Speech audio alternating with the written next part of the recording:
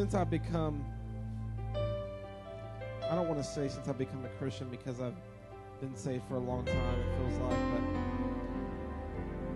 since if you were here Tuesday night, you heard me say since when I was in college, I kind of got a new outlook on everything when it came to my Christian walk and my relationship with Christ. And since then, I always think about forgiveness and how He forgives us and why He forgives us. If I can read a couple verses this morning. The first one I want to read is in Psalms 103. And it says, as far as the east is from the west, so far has He removed our transgressions from us. And what's funny about that is if you realize He didn't say north and south. Because eventually when you go north, you're eventually going to get to a point where you have to go south. But when you're going east and west, if you're going east, you're always going east. So pretty much it's an infinity away from you. It's so far pushed away that it will never return. It will never be pushed back in your face. Because if He would have used north and south, it would have eventually came right back around at you. But if you're going east, you're always going east. And so He pushes that sin so far from you, and He doesn't let it come back and drag you down and pull you back.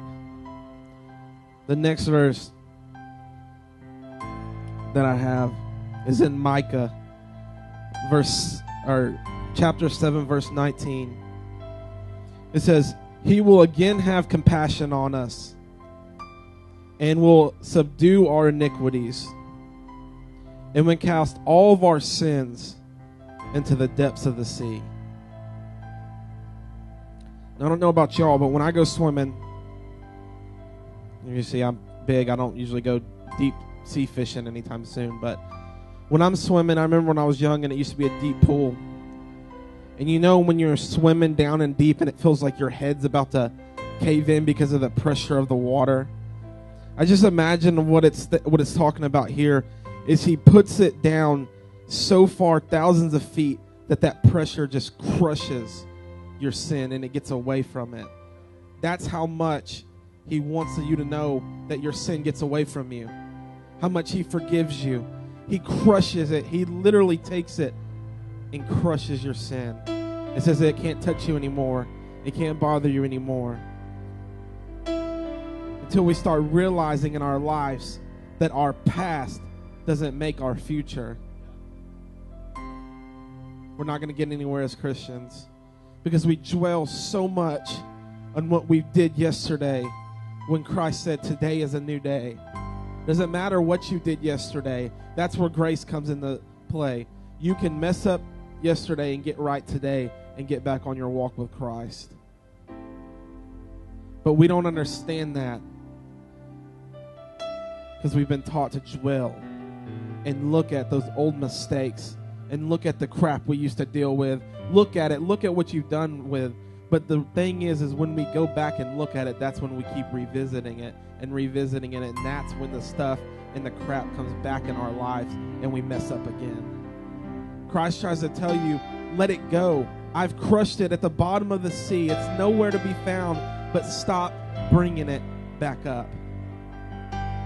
And half the time, it's not us that bring it back up. I know it. It's people that the devil has put in your life that tries to get that stuff brought back up to you. He's filthy. He's a liar. He wants to see you fail. And He wants to see you get off the path that Christ has for you.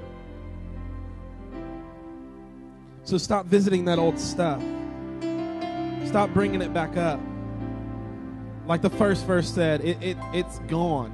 It's infinitely gone. It's just, it keeps going. There's no way it's going to come back to you. It's going east and it's going west and it's going to keep on going that way. Christ says He's done that for you in His eyes. But in your eyes, you've got to let it go.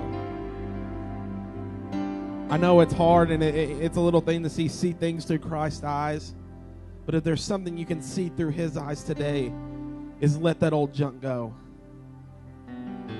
So many people wonder why we don't get somewhere with Christ. Why am I struggling right now? Why am I going through the stuff I'm going through right now? Let the old junk go. I don't know who that's for this morning, but it's for somebody. If it's not for someone else, it's for me. I can be honest. Because there are a lot of times that I revisit the past, and I don't need to. Jesus.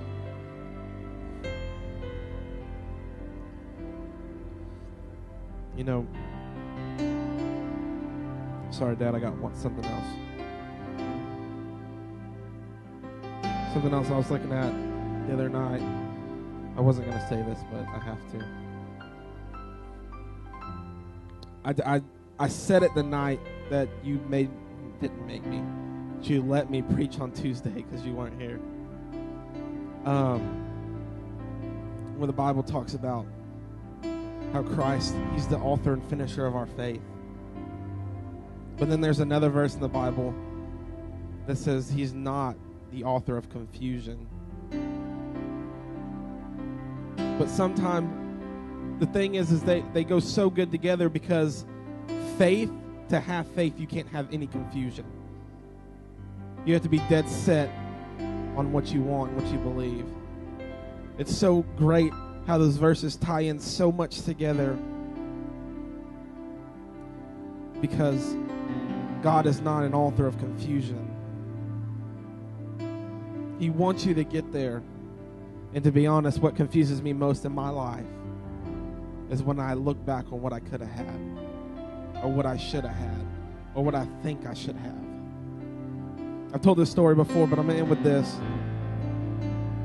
When I decided to come back home, and I told Dad, God told me to come back home and start the youth group here and join up and team, and we're going to do this thing.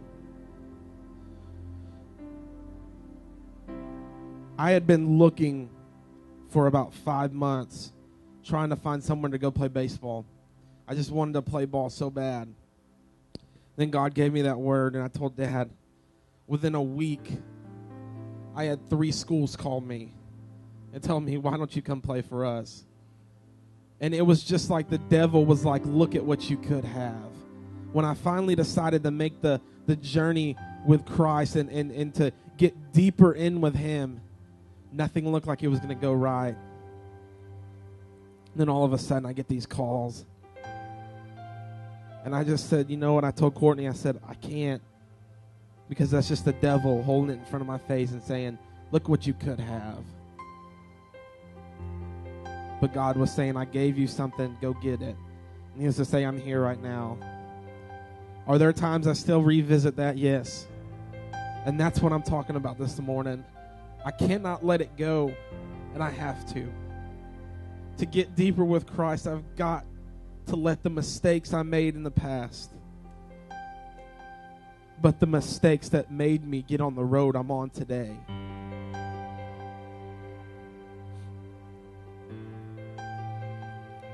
we got to let it go. You got to let your past and all your past failures go.